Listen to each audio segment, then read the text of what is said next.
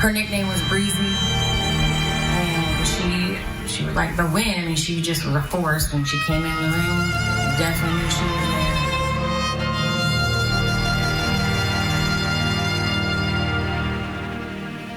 Very caring person, cared about the community, and did whatever she could to make people feel better and to go out of her way to help people when they're in need and to worry about their health and comfort as well. Officer Breonna Shelleyf courageously stood her post, representing what is best in society. By simply putting on her uniform and going to work every day, Breonna made this country a better place to live. Tonight, RTV6 continues to honor a beloved member of the Metro Police Force, Officer Bree Leith. She was killed in the line of duty 1 week ago, and this afternoon she was laid to rest at Crown Hill Cemetery. Because of social distancing requirements during the ongoing pandemic, thousands watched a live feed of Officer Leith's funeral from the Indianapolis Motor Speedway. The procession for Officer Leith took a lap around the iconic track and then went around Monument Circle and onto her IMPD East District for Leith's end-of-watch call. Officer Breonna Leith and her family will always be remembered in our prayers. Sector 231, Patrolman Leith is now 1042 for the last time. May she rest in peace. In today's procession, escorted Officer Leith to Crown Hill Cemetery Heroes of Public Safety.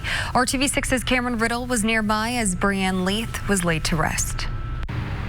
Good evening. Members of the community lined the streets here at 34th and Boulevard Place to give what was really the most public, the most on display of affection and respect for Officer Breonna Leith, who today is now officially 1042 after being shot and killed in the line of duty last week. Take a look at the scenes from throughout the day as her body made it from Crown Hill Cemetery to the Indianapolis Motor Speedway to downtown Indianapolis and then to her East District where she served before being laid to rest finally here at Crown Hill Cemetery. Inside, it was a very private service. Only inside was her family, Indianapolis Mayor Joe Hogsett, and IMPD Chief Randall Taylor. While this was an amended service, this still was a service that gave Officer Leith her full honors, complete with a riderless horse, the bagpipers, and a number of other things that are given to police officers who are killed in the line of duty. She got that today in a different way, but what was missing was the crowd of IMPD officers inside that cemetery as she was laid to rest. They all watched today's ceremony and coverage from the screens in their cars via iPads or laptop. But the citizens of Indianapolis lined the streets here outside of Crown Hill Cemetery to pay their respects as they could not get in because of the coronavirus pandemic. First of all, to come out here and have the garb on that we have is extraordinary. It's, it's unprecedented. It's never happened before. This is, which makes it even more odder, but it's very important to show support for, the IMPD officers. Leah, who lost her life and so tragically. And so I just feel good to be able to come out here and show my support personally and to stand here even in the midst of this pandemic. And that was just one of the many people that I spent some time speaking with this afternoon. They just wanted to make it clear that although they could not get inside, they didn't want Officer Leith's family to feel as if they were alone. Today, this was their way of giving virtual hugs. In Indianapolis, I'm Cameron Riddle, RTV6. Cameron, thank you for that. Officer Leith's kindness touched lives in ways that she never knew. People close to her tell us that her love for her son and for her city pushed her to be an amazing officer. Today, we caught up with one mourner who lined up early to pay his respects at the Speedway. He says his niece worked with Officer Leith and has heard nothing but nice things about her. He wanted to share this message today. Everybody should respect law enforcement. They put their lives on the line every day for us, and I don't think a lot of people appreciate what they go through and what they do. And I would just say, every time you see a law enforcement officer, buy them some coffee or just tell them thank you. We have found countless people in the community sharing stories about how willing Officer Leith was to give back and to make things better. You can find those stories at theindychannel.com. Now let's take a live look outside at the Indianapolis Motor Speedway where that ceremony was taking place today. We're going to toss it over to Kevin Gregory, who is joining us from his home. Kevin. And Amanda, Central Indiana plays a waiting game now. We're waiting for snow to arrive later tonight. That's for the northern third of the state, basically from Lafayette to Kokomo, Marion North. That's where an advisory is in effect, and we could see anywhere from 3 to 4 inches of snow with isolated higher amounts from Fowler to Monticello, Logansport, and Peru, and then north. Just south of that, snow totals will come down rather quickly, but still, it will get your attention to have that overnight snow, and it will be around first thing in the morning. Where's the snow now? Back in Iowa and Nebraska. There's rain stretching out ahead of that into Missouri. We'll have the timeline through the overnight and tomorrow, and then the change that will arrive over the weekend, and I think you'll like it, coming up. Well, the latest numbers from Indiana State Department of Health shows 477 deaths from coronavirus in our state. An additional 41 deaths were reported today. The department has recorded more than 9,500 positive cases of coronavirus, and more than 51,000 people have been tested. President Trump announced today that widespread testing availability will be one of the guidelines for states when it comes to reopening and easing up on coronavirus restrictions. Governor Eric Holcomb says that he's working with other Midwest governors to reopen sometime in May, but it will be a gradual process. You see this, if the trends continue and we continue to make progress, we're all thinking about that smart restart opening of our states in a very gradual, methodical way if the numbers continue to hold and the trends continue to hold.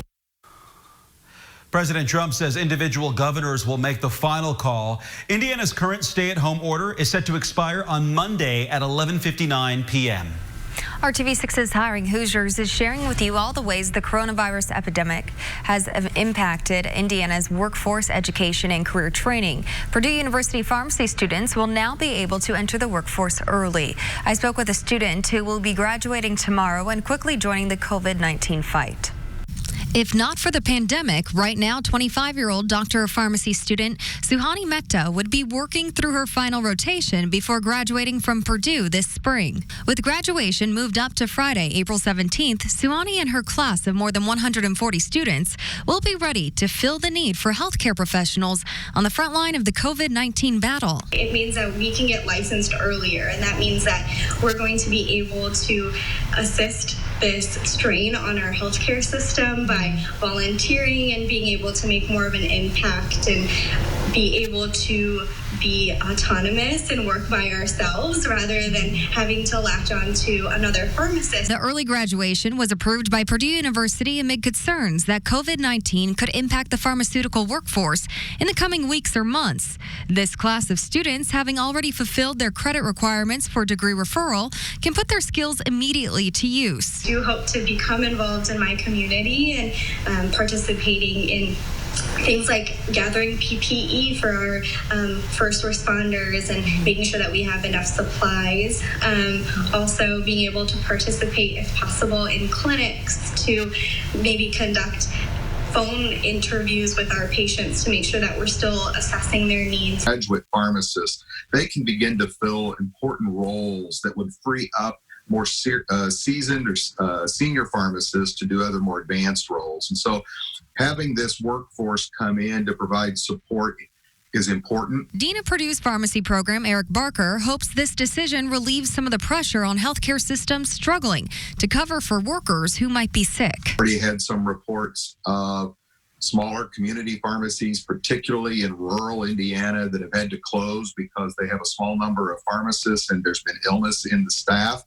We want to make sure that our pharmacies stay open to provide the optimal patient care regardless of what's going on. Suhani and her classmates may not walk across the stage for their graduation, but they're getting a head start in a workforce that badly needs their help and training to keep their communities safe. In this time, weeks matter, and everything changes very rapidly from day to day to week to week. And so even having them available a few weeks earlier could really make a difference in health systems and community pharmacies. For RTV6, I'm Amanda Starantino.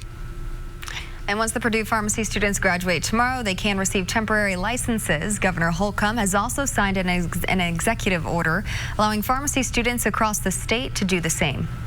Still ahead on the news at 7, millions of Americans have unexpectedly found themselves working from home.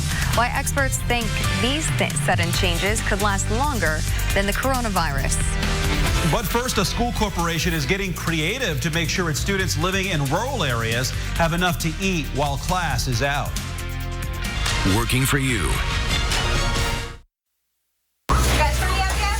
Okay.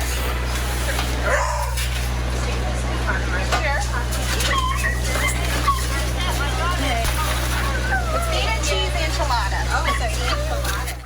With school buildings closed for the year across our state and unemployment skyrocketing, we know many families may be struggling to make sure their kids are fed. And we see the efforts here in the city to feed Indianapolis children, but that need is still great in rural communities. Richland Bean Blossom Community School Corporation serves the northwest portion of Monroe County. We spoke with their Director of Nutrition Services and Healthy Schools, Vicki Coffey. She tells us the need is growing for meals in their more rural community, but if parents are working during the day or the people at home don't have their own transportation, it can be difficult to make it to their weekly meal pickups. That's why the district is literally bringing the food to some of their neighborhoods most in need right now using their healthy food truck. Vicki says she's encouraged by what she sees at these pickups. This has been probably one of the most unorganized things I have, put together, and all of us directors in the nation. We're used to knowing our numbers every day, planning our menus. I have to tell you, I've been doing this all my life, and this has been the most rewarding 3 weeks of my entire career. When we last talked to Vicki, the district served close to 500 students in one day, which amounts to almost 5,000 meals for the week. To minimize the risk of exposure to COVID-19, the district has revised their feeding schedule in recent weeks. We have the locations and times detailed for you in this story on our website on the IndyChannel.com. RTV6 will be right back.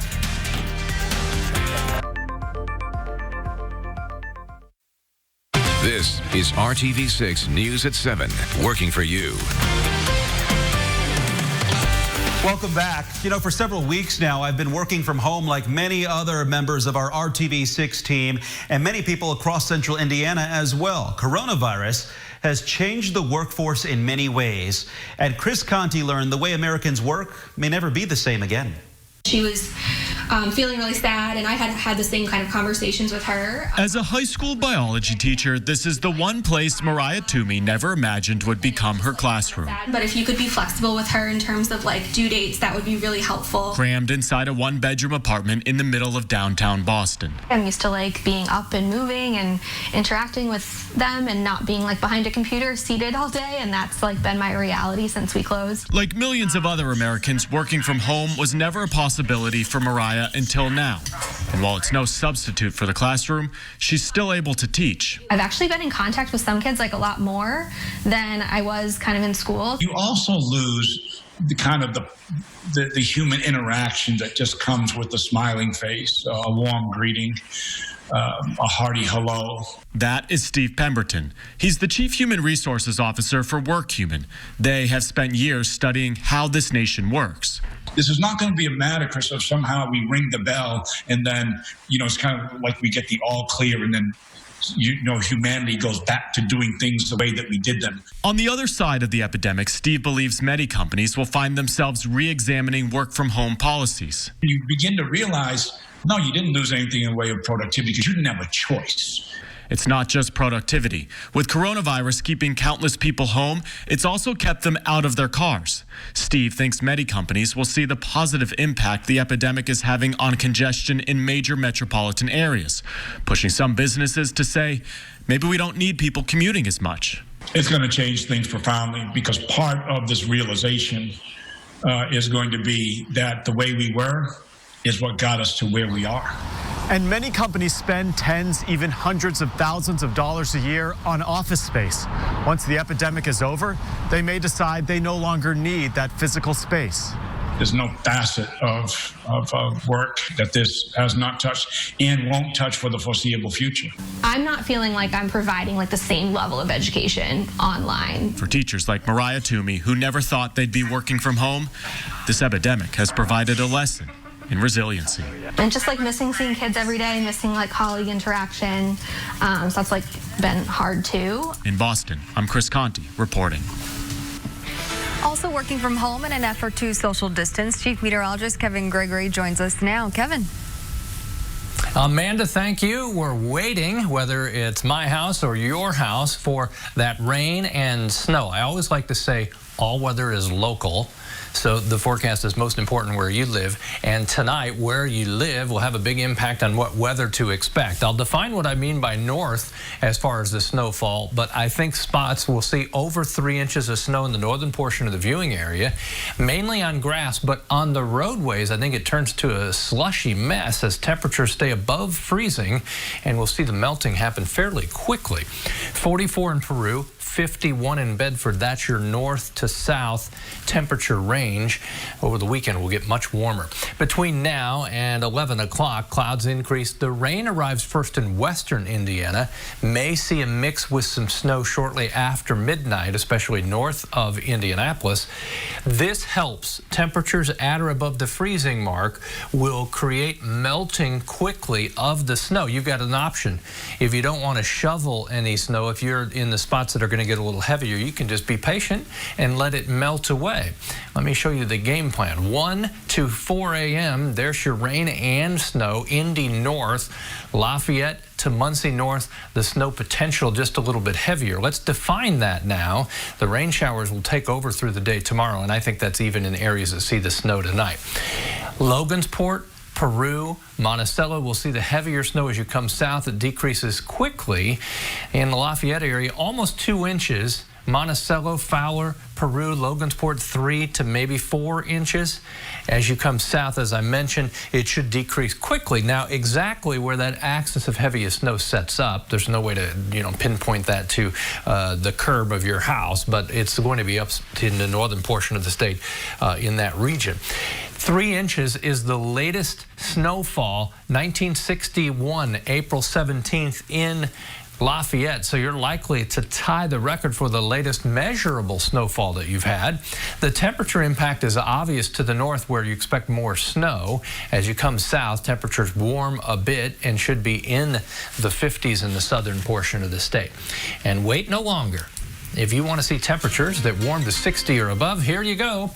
7-day forecast unveiled, and we'll put 3 days in a row, almost 4. We may make it there Monday. Let's say we'll make it to 60 on Monday south of Indy. That'd be 4 days in a row where temperatures reach 60 or above. And you can also see how these overnight low temperatures come back into a much more comfortable level. Instead of the 20s, almost 50 for an overnight low.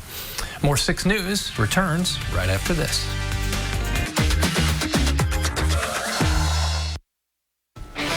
RTV6 and the Indy Chamber of Commerce have joined together as we work to protect Indiana businesses. You can find more about the Chamber's Buy Indy effort on our site, theindychannel.com/open, and discover more businesses that are open for you. There you will also find stories in our We're Open Indy series.